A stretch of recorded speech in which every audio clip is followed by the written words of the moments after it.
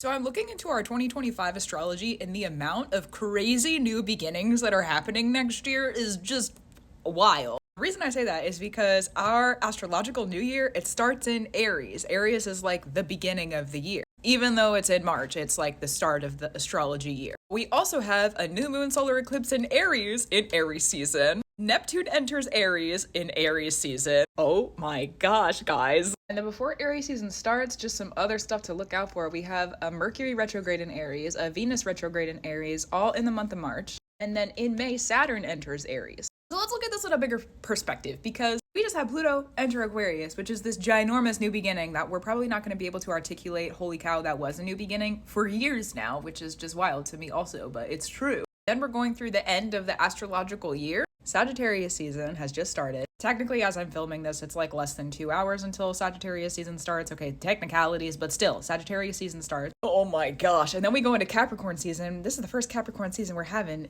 first time in a long time where Pluto is not going to be in Capricorn. So we're going to have all these clarities and revelations about who we become and the Capricorn transformation that we've been through, which is wild. So it's like, we've been through the story. Something new has started, but because something new has started, we get to see the end, finally. We get to see it being done. Then Aquarius season is going to start, and then we're going to have all of this clarity around what could this new beginning really mean for us with Pluto and Aquarius? What does this really mean? We're probably not going to know for a couple of months, so just a heads up. Stay locked in, though, because Pluto and Saturn are still together. Okay, thanks. That's the... Not thanks for me, thanks for you. Take care of yourself, all right? You got it. You got it, you got it, you got it. But yeah, Aquarius season brings us to the new beginnings. It's like, this is what's new and starting. This is what you can look out for. Then we go through Pisces season, and oh my goodness. Pisces season and Aries season is the season where the North Node is conjunct with just like a massive amount of planets in Pisces, including Saturn and Neptune and Venus. Who else is involved in that? Mercury. Actually, Mercury is conjunct the North Node in Pisces the same day that Venus goes retrograde in Aries. That's March 2nd.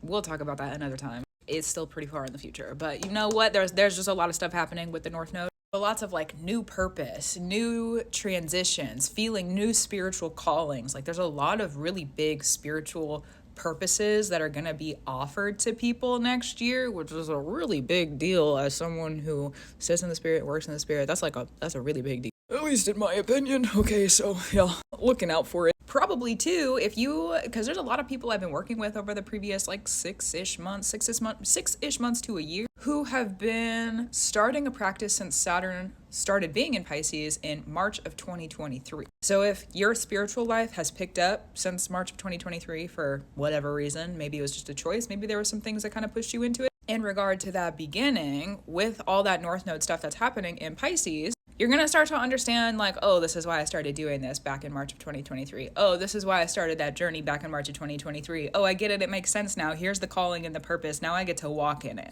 Oh, which is so much. Okay, but that's part of it. New beginnings and just clarity on the endings. It's a lot, man. That's a lot. And then Aries season comes through and it's like this new beginning and this new beginning and this new beginning. You get a card. You get a card. You get a card. No. Ridiculous. I've talked in other videos about how we're going to have just like an adjustment period for several months. And now that I'm looking at Aries season for March of 2025, I get why.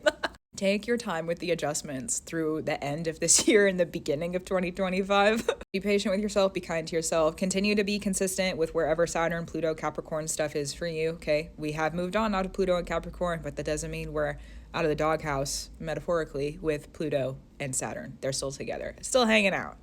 Cool. Oh my gosh. New beginnings? New beginnings who? They're probably not gonna make sense until we get there, so... That's what I have to offer to you. Gratitude, reverence, and love to you. Keep doing what you need to do. Keep up your brew. That's true. And I'll talk to you soon.